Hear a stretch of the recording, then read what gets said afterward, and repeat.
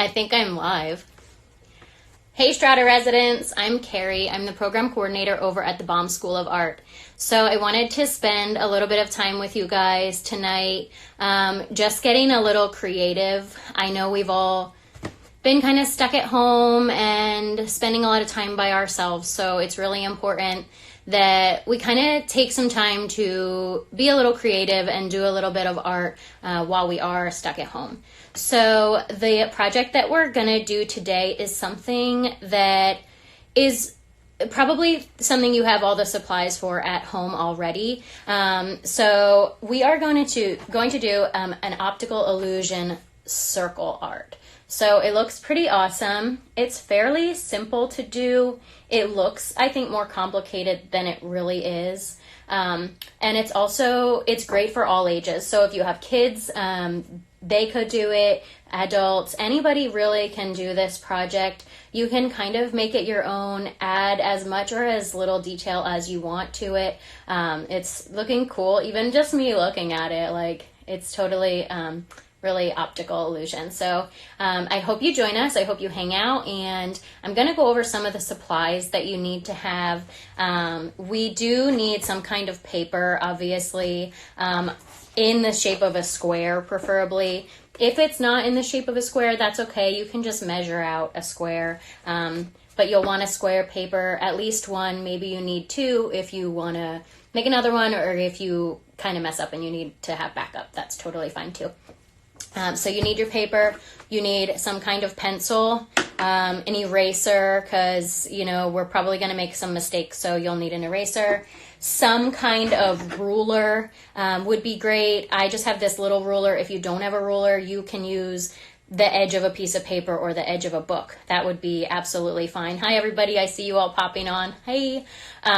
So an edge of a ruler, or edge of a book would be fine as a ruler. You do need some kind of black marker, black pen. I have like a fine liner that I'm going to use. And then I also have this kind of like thicker marker that works really well too for kind of coloring in the lines. So you'll need your paper, your pencil, your eraser, your marker, ruler, and then something circular. So like I'm just going to use this roll of tape because it actually has like the outer and the inner circle, so it works out perfectly for my two circle shapes. And then I have this glue stick here that has a nice circle, so that's gonna be my circles. I would suggest something clear, maybe like a clear glass or something that you can see through. So that would be great. So 3 circle sizes: smaller, medium, large. Okay, so we can start. It's pretty simple. Grab your paper and your ruler. And you want to kind of measure the middle of your paper. So I've already done it. Even if you just want to eyeball it, that's fine too. Just kind of measure the center of your paper and mark your dot. And then we're going to draw the lines. So let me see. I have a bigger ruler. Just hold on one second. Ta-da. Okay. So we're going to then get our circle and trace it. So this worked out perfectly for me because it has the hole in it, so I can set that right over top of my paper, and my hole's kind of in the center, so I can easily trace around it. So we're starting with the biggest one. We're going to trace our circle. This one is awesome. It has the circle in the center, so I'm just going to do my second circle, and then I'm going to grab the handy dandy glue stick here for my third circle. All right, so I have my 3 circles on the page. You can probably rewatch this again in case I'm going too fast for you. You're obviously going to have to work on it independently when it gets to all the coloring. So we've got our 3 circles. Next, we're going to need to do a horizontal and a diagonal, horizontal and vertical, and then 2 diagonal lines. So we'll start with the horizontal and the diagonal. You want to make sure you're going through your center dot. So just draw one.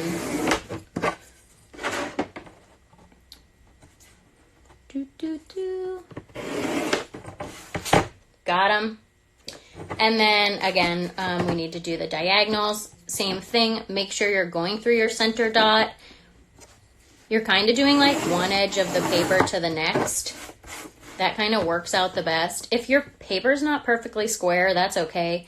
If your lines aren't perfectly like even, that's okay too. I actually think it looks like cooler when they're not like perfectly spaced between them. So that's what we're going for. I'm going to add 2 more lines because I just like the way that it looks. It gives you a little bit more space for the coloring. If you want to get more creative and add more lines, you can. It's just going to be a lot more detail work. But quite honestly, we have a bunch of free time. So if you are spending a bunch of time coloring in the detail, it seems like that, would be a good use of time. So I'm going to just draw all my lines here. And then we're pretty much good to go. This is like this was like the hardest part of the whole project. The rest of it is fairly simple. So we've got our design there. You can kind of see this is what it's going to end up with. This is what we're at right now. So you're going to want to start coloring. And the way that I like to do it, just so that it keeps me like in the right pattern and not messing up, I do like to outline the center circle. So I really just simply outline that, and that kind of reminds me where to stop coloring. And I'm just doing it super quick right now. I want you to take your time with it. I want you to make sure you're being precise with coloring in and staying in those lines. I'm, for the sake of TV, just doing it a little speedier. So, that's kind of what you're going for, filling in your circle there. And then for your coloring in, you're going to just pick one of your pies, basically, like your pieces of the pie. So if I'm just going to pick this piece of pie right here, I'm going to color that piece of pie. Super quick. You're going to take your time. I'm just doing it super quick for the sake of,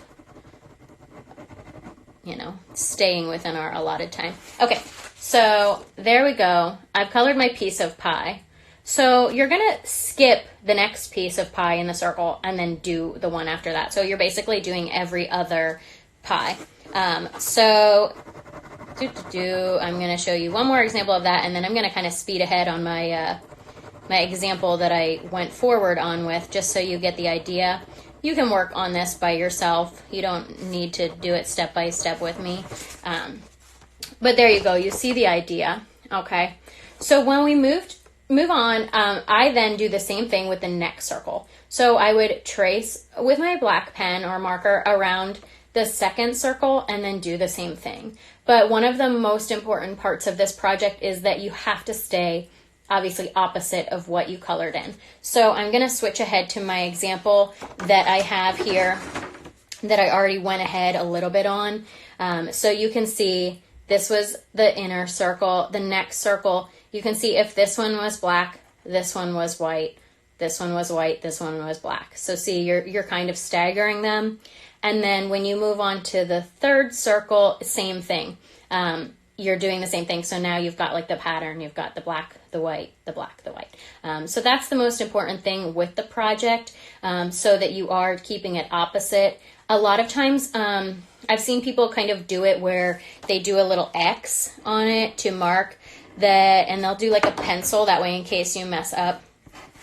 But it's kind of like a little helpful if you just go through and you X out the ones that are the ones you're going to color. It kind of keeps your eye, especially when you're doing the whole thing. It makes your eyes a little wonky as you're going around. So like I said, take your time with it. Be precise. This one actually took me, I would say, like a solid hour, but I was really careful with making my lines really straight. So definitely take your time with it. Have fun with it. Make it your own. Get creative. If you want, you can color in all of the white. Sometimes it's cool to do it with like yellow or another kind of light contrasting color. It's so cool to look at. So, I mean, whatever you really want to do to make it creative. Spend some time on it. Make a couple. There's different shapes you can do. You can do the same thing if you want to do a star or a heart. Just get some different options. Just keep your brain moving and going during this time of just isolation and spending times by ourselves. I'm going to probably post this on baumschool.org so that you can see it.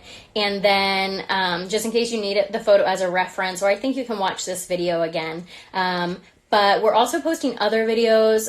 You can go to baumschool.org, and then that can link to our YouTube. So I've been doing some other fun videos there too, so that you can follow along, keep yourself going and artistic during this time. So I'm about at 10 minutes, so I got to wrap it up, but I wanted to say thank you for spending the time with me. It's been awesome. I want you guys to stay safe, stay healthy, and stay creative, and we'll see you soon. Have a great night.